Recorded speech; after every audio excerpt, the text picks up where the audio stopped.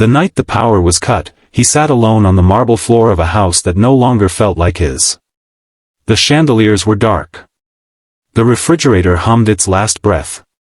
And in the quiet hallway, he heard soft footsteps and the faint rustle of a blanket being laid over his shoulders by someone who had no reason to stay. If you believe small acts of kindness can change a life, you're in the right place. Subscribe to Kindness Teles, like the video, and share your thoughts in the comments, because stories like this remind us how powerful a gentle heart can be. Just a year earlier, the same house had been alive with music, catered dinners, and guests who laughed too loudly over expensive wine. The driveway used to hold 3 luxury cars that gleamed like trophies. He had built everything from nothing, starting with a tiny electronics repair shop and turning it into a chain of stores across the state. Magazines called him a self-made success. His wife called him unstoppable. Back then, he woke up to sunlight pouring through floor-to-ceiling windows and the smell of fresh coffee already waiting. His calendar was always full. Meetings. Investments. Charity galas. People wanted his time, his advice, his signature. His phone never stopped buzzing. But success has a strange way of hiding cracks. He trusted the wrong partner. Signed papers too quickly. Expanded too fast. When the market dipped, the loans tightened around his company like a fist. Suppliers demanded payment. Investors pulled out. Lawsuits stacked up like unopened mail. At first, he thought it was just a bad quarter. Then a bad year. Then the numbers started to look like a countdown. He stopped sleeping. The house that once felt like a palace turned into an office where he paced all night, staring at spreadsheets. His wife began staying out later. Her smiles grew thinner, like she was already packing up her emotions before she packed her bags. One morning he walked into the kitchen and found her suitcase by the door.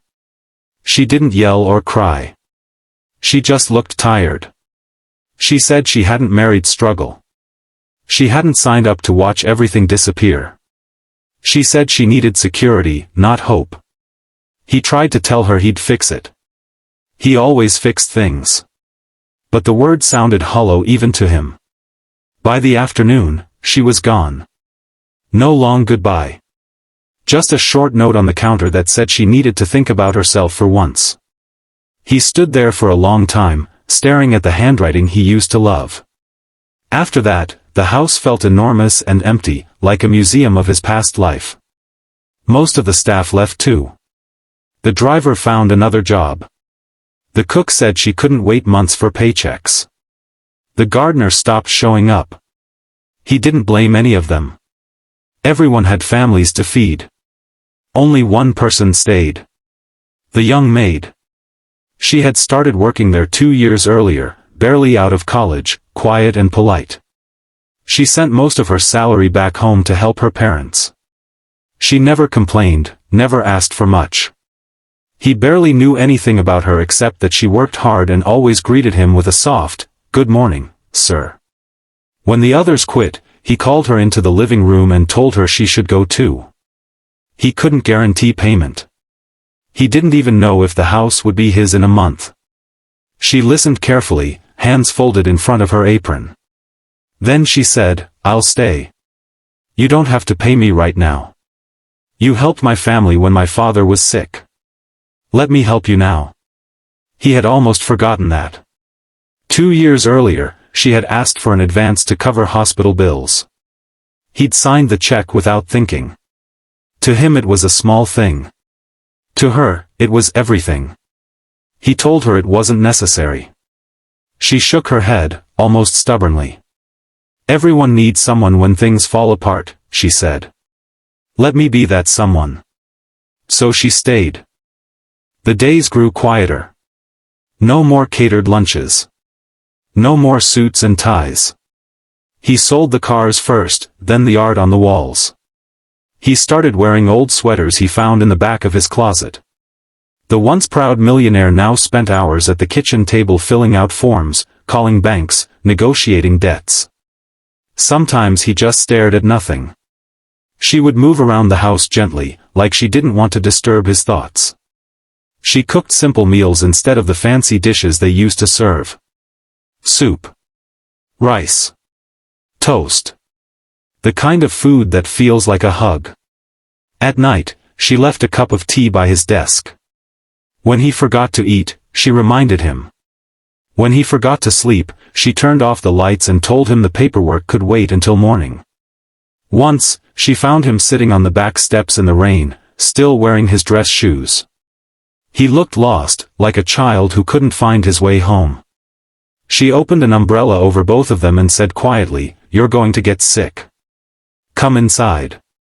He followed without arguing. The day the power was cut was the lowest point. He had sold almost everything, but the bills kept coming. When the lights flickered and died, the silence felt heavier than any debt. He sank down onto the cold marble floor, back against the wall, and for the first time in his life, he cried. Not the quiet kind. The kind that shakes your shoulders and steals your breath. He thought about his wife leaving. His company collapsing. The employees he couldn't protect. The reputation he'd lost. He felt like he had failed everyone. That's when he heard those soft footsteps. She didn't say anything at first. She simply draped a blanket over him and sat nearby. After a while, she handed him a small flashlight and said, almost cheerfully, "At least now we can see the stars better without all the lights." He let out a weak laugh through tears. They went outside and sat on the porch together. The sky was clear and scattered with stars he hadn't noticed in years.